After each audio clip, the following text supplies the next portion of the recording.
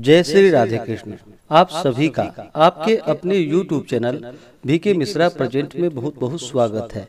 आइए आज आप सब सुनेंगे पाप मोचनी एकादशी द्वादशी पारण के दिन तुलसी माता की कथा। इसी प्रकार से ज्ञानवर्धक जानकारियाँ प्राप्त करते रहने के लिए, व्रत पूजा के बारे में जानने के लिए, कथा को सुनने के लिए चैनल पे अगर आप पहली बार आए हैं तो चैनल को लाल बटन दबा करके सब्सक्राइब करें, साथ में बेल आइकन घंटी को दबाएं ताकि आने वाली वीडियो का नोटिफिकेशन आपको समय से मिलता रहे। वीडियो को लाइक करें, कमेंट में माता तुलसी की जय जरूर लिखें। जो भी भक्त सच्ची श्रद्धा के साथ भगवान विष्णु का पूजन करते हैं, भगवान शालिग्राम का पूजन करते हैं, माता तुलसी का पूजन करते हैं, एकादशी का व्रत करते हैं, इससे भगवान श्री हरि विष्णु अति प्रसन्न होते हैं और अपना कृपा प्रदान करते हैं। एकादशी का व्रत जो कि सभी प्रकार के पापों को नष्ट करने वाली है, और व्यक्ति के जब पाप और ताप नष्ट होते हैं तो उनके पुण्यों का उदय हो पाता है और सभी प्रकार के फिर सांसारिक सुखों की प्राप्ति होती है। हिंदू धर्म में तुलसी का बड़ा ही विशेष महत्व माना गया है। माता तुलसी जो कि अपने भक्तों के सभी प्रकार के पापों को नष्ट करने वाली है, और भगवान विष्णु को जो कि तुलसी दल अति प्रिय होता है। बिना तुलसी दल के भगवान विष्णु उस पूजन को स्वीकार नहीं करते हैं, और जहाँ पर भी तुलसी का वृक्ष होता है वहाँ पर यम के दूत भी असमय नहीं आते जाते। इसलिए चाहिए कि माता तुलसी का पूजन करे और तुलसी वृक्ष के नीचे जो कि दीपक जलाने चाहिए। इससे माता तुलसी अपना कृपा प्रदान करती है। माता तुलसी का विवाह जो कि भगवान शालिग्राम के साथ विधि विधान के साथ कार्तिक के महीने में किया जाता है, और प्रत्येक दिन भगवान विष्णु का पूजन करना चाहिए। भगवान विष्णु के पूजन के साथ साथ माता तुलसी का पूजन करते हुए कथा भी श्रवण करना चाहिए। इससे भगवान विष्णु और माता तुलसी का कृपा प्राप्त होता है। तो आइए सुनते हैं द्वादशी पारण के दिन तुलसी माता की कथा। अगर आप एकादशी व्रत द्वादशी पारणा तिथि के दिन ब्राह्मण दक्षिणा, अन्नदान, वस्त्रदान, गौदान आदि के लिए देना चाहते हो तो आप अपनी श्रद्धा और सामर्थ्य के अनुसार हमें डिस्क्रिप्शन में जाकर के वहां से गूगल पे, फोन पे या अकाउंट नंबर के माध्यम से आप अपने श्रद्धा और सामर्थ्य के अनुसार हमें ब्राह्मण दक्षिणा प्रदान कर सकते हैं। तो बोलिए प्रेम से माता तुलसी की जय, भगवान श्री हरि विष्णु की जय, माता लक्ष्मी की जय, भगवान शालिग्राम की जय, एकादशी माता की जय, सर्व देवी देवता की जय। तुलसी से जुड़ी हुई एक कथा जो कि बड़ी ही प्रचलित है।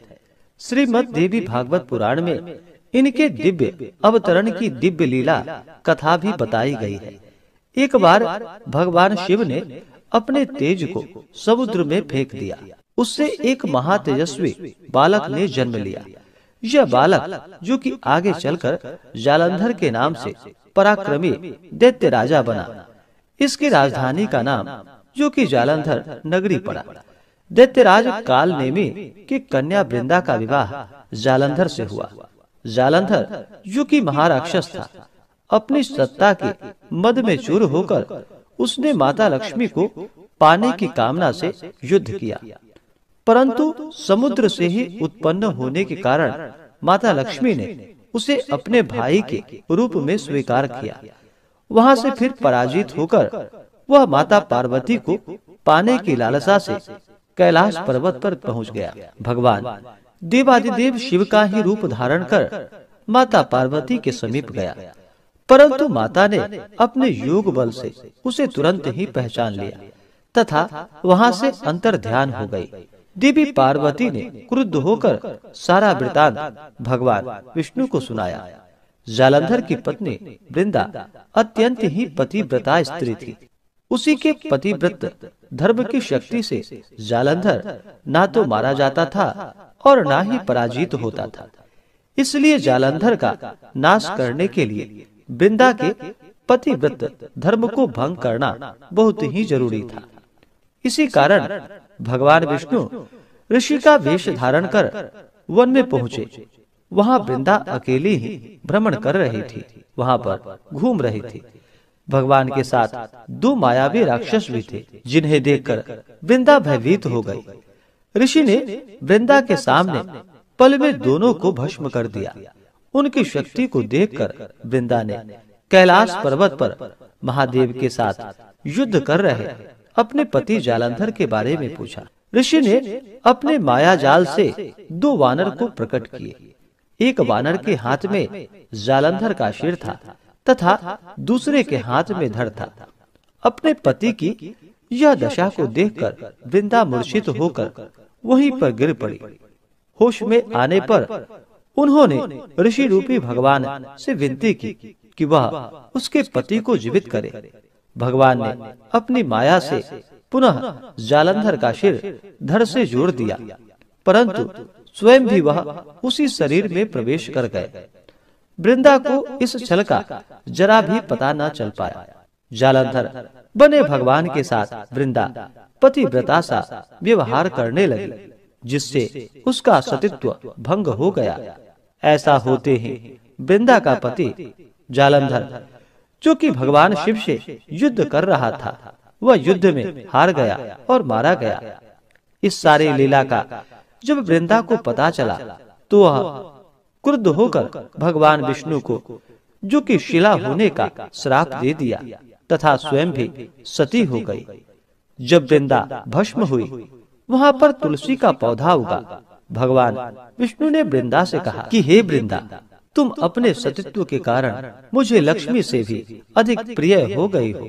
अब तुम तुलसी के रूप में सदा ही मेरे साथ रहोगी। जो मनुष्य मेरे शालिग्राम रूप के साथ तुलसी का विवाह करेगा, पूजा करेगा, उसे इस लोक और परलोक में विपुल यश की प्राप्ति होगी। जिस घर में तुलसी होती है, वहाँ पर यम के दूत भी असमय नहीं आ जा सकते। गंगा व नर्मदा के जल में स्नान तथा तुलसी का पूजन बराबर माना जाता है, चाहे मनुष्य कितना भी पापी क्यों ना हो। मृत्यु के समय जिसके प्राण मंजरी रहित तुलसी और गंगा जल मुख में रखकर निकल जाते हैं, वह पापों से मुक्त होकर वैकुंठ धाम को प्राप्त होता है। जो मनुष्य तुलसी व आंवले की छाया में अपने पितरों का श्राद्ध करता है, उसके पितर भी मोक्ष को प्राप्त हो जाते हैं। इस प्रकार से जो भी भक्त सच्ची श्रद्धा के साथ भगवान विष्णु का पूजन करते हैं, भगवान विष्णु को तुलसी दल अर्पित करते हैं, भगवान शालिग्राम का पूजन करते हैं, माता तुलसी का पूजन करते हैं, भगवान शालिग्राम के साथ माता तुलसी का विवाह संपन्न करते हैं, उन्हें विपुल यश की प्राप्ति होती है तथा सभी प्रकार के पापों का नाश होता है तथा सभी प्रकार के मनोरथ सिद्ध होते हैं। तो बोलिए प्रेम से भगवान विष्णु की जय, माता लक्ष्मी की जय, तुलसी माता की जय, भगवान शालिग्राम की जय, सर्वदेवी देवता की जय। इसी प्रकार से जो भी भक्त सच्ची श्रद्धा के साथ नियम और निष्ठा के साथ भगवान विष्णु का पूजन करते हैं, भगवान शालिग्राम का पूजन करते हैं, तुलसी माता का पूजन करते हैं, उनके सभी प्रकार के दुख और कष्ट दूर हो जाते हैं तथा भगवान विष्णु की कृपा से, माता तुलसी माता लक्ष्मी की कृपा से व्यक्ति के सभी प्रकार के पाप और ताप नष्ट हो जाते हैं तथा सुख और समृद्धि की प्राप्ति होती है। तो आशा करता हूँ कि यह जानकारी आपको अच्छा लगा हो। ऐसे ही ज्ञानवर्धक जानकारियाँ प्राप्त करने के लिए हमारे इस चैनल पे अगर आप नए हैं तो चैनल को लाल बटन दबा करके सब्सक्राइब करें, साथ में बेल आइकन घंटी को दबाएं ताकि मेरे वीडियो का नोटिफिकेशन आपको समय से मिलता रहे। वीडियो को लाइक करें, शेयर करें, सुखी रहें और स्वस्थ रहें। जय श्री राधे कृष्ण। धन्यवाद।